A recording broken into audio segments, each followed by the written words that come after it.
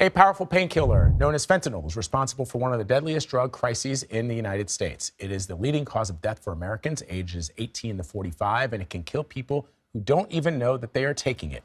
CBS Evening News anchor and managing editor Nora O'Donnell spoke to a father who's mourning the loss of his son to this drug. Landon Houseman was a popular basketball star, and at 16 years old, he took a fentanyl-laced Percocet pill and died. Sometimes with fentanyl, you don't get a second chance. Beautiful, beautiful son. Sadly, Landon's story is all too common. Last year, more than 100,000 Americans died from an overdose, the majority from fentanyl, a nearly invisible poison. Did Landon have a sense that he could be buying a pill that would be laced with fentanyl? I don't think he even recognized that that was going to be a possibility. In January, the Maryland high school sophomore bought pills from a dealer through social media. No longer are we talking about meeting on the street and making that connection. The dealer is in your kid's pocket, along with the phone. Deputy Attorney General Lisa Monaco oversees the Drug Enforcement Administration and says this is the DEA's top priority. There were more deaths from fentanyl last year than from the wars in Vietnam, Afghanistan, and Iraq combined. Why isn't this a national security crisis? I think it is, Nora. I think it's a national security issue. I think it's a public safety issue. I think it's a public health issue. This drug is man-made. It's mass-produced.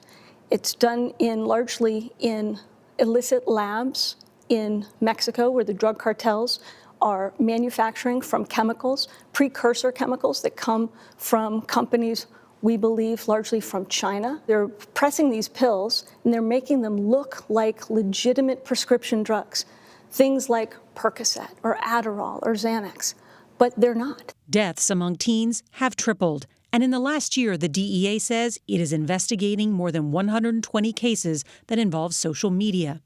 They even issued a warning of emoji code language dealers use to target young buyers. These are unsuspecting users thinking they're getting one thing and they're getting something else in the form of fentanyl.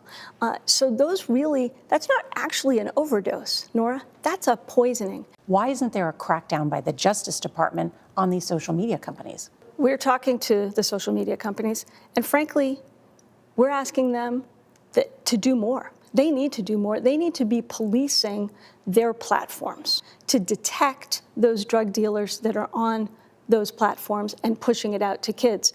So they need to use, quite frankly, the same tools and the technology that allows them to exquisitely serve up those ads for all sorts of things that we're buying online and identify those drug dealers and getting them off. The dealer who sold the fake Percocets to Landon is facing federal charges. But for Houseman, just one arrest isn't enough. What does justice look like to you? I can't go back and change what happened. But what I can do is try to do everything possible so maybe this doesn't happen to someone else. I'm Nora O'Donnell in Washington. Let's continue this conversation with Dessalyn Smith. She is the clinical supervisor with Gateway to Change, a drug rehabilitation center in Milwaukee, Wisconsin. Thanks so much for joining us. So this crisis is also very personal to you. You lost your husband last year. Yes. To a fentanyl overdose. Yes. Tell us about him. What do you want us to know about him and how the impact of losing him has affected your work? Well, he was an awesome man, and he was doing a lot in our community to help out and help in this area as well, because this is what I've done. It's impacted me because it made me more aware of my stigmas that I had around mental health and addiction as it related, and it helped me begin servicing my community a lot better. It made me really dig deeper and realize that this has no face, it has no name, it has no certain look. It's out here, and it's poisoning. It's just poison now. So what are the impacts of fentanyl and opioids that you're seeing in your own clinic and specifically in your community? What are people telling you? Well, first is the biggest fear. In my clinic over the last 3 years, we've lost about 10 people to fentanyl poisoning literally just a week ago. lost someone that was a part of the clinic, had been a part of the clinic before. So it's impacting us tremendously, and me. It's making my fight harder but more passionate to keep going and recognizing that the need is there. The people are coming in, they're scared, they don't know what to do. They're not expecting. A lot of them, don't. Addiction doesn't look like a look, so they come in, and a lot of them started with painkillers from the doctor. Lack of education, the doctors are giving them when they prescribe, and they just don't know what to do.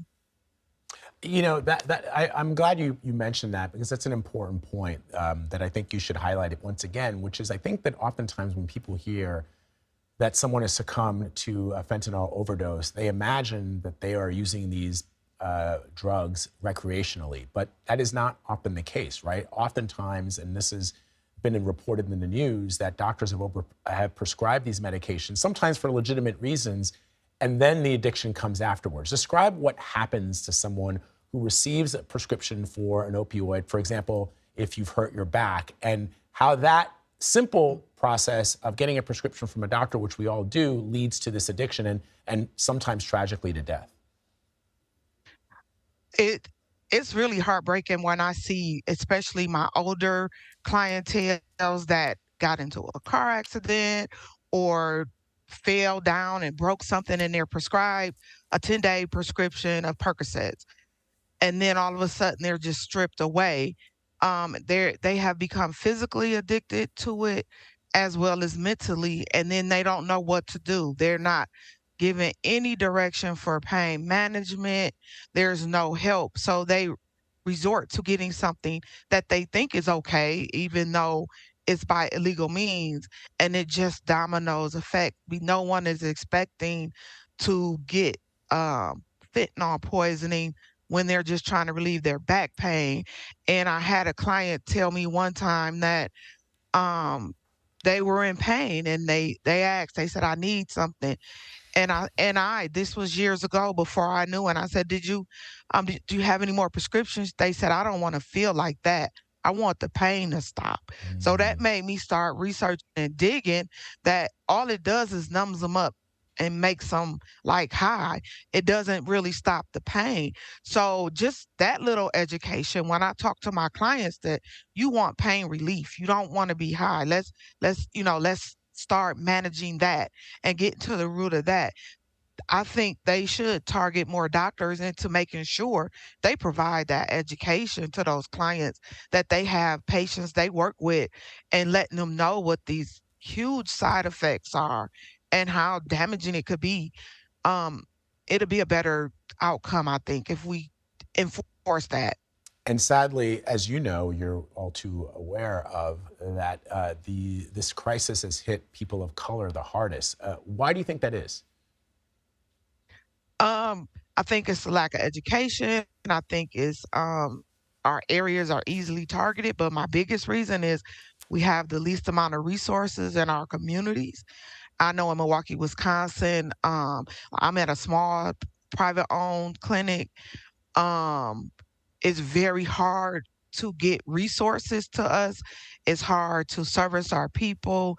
Um, and I think that's why it's getting us the hardest. So I fight hard. I have a couple of people that I work with, Poncho from Team Havoc, Isaac from One Pill Kills, Office of Violence Prevention in Milwaukee, Wisconsin, that stand behind me. Even our governor, um, Tony Evers, he really listens, and I reach out to his office a lot um, to bring light on our community. We have no resources. We have fewer people that really understand at the education part of it, that need. So that's why we're getting hit the hardest. No one sees us. No one pays attention to us. Mm. Well, thank you for what you're doing. We appreciate you spending some time with us to explain what you're going through, the challenges that you face. And again, we're sorry for your loss. Thank you, Deslin. Thank you. Thank you guys for having me, and thank you for shedding the light on this topic. Always, always. Thank you, Deslin.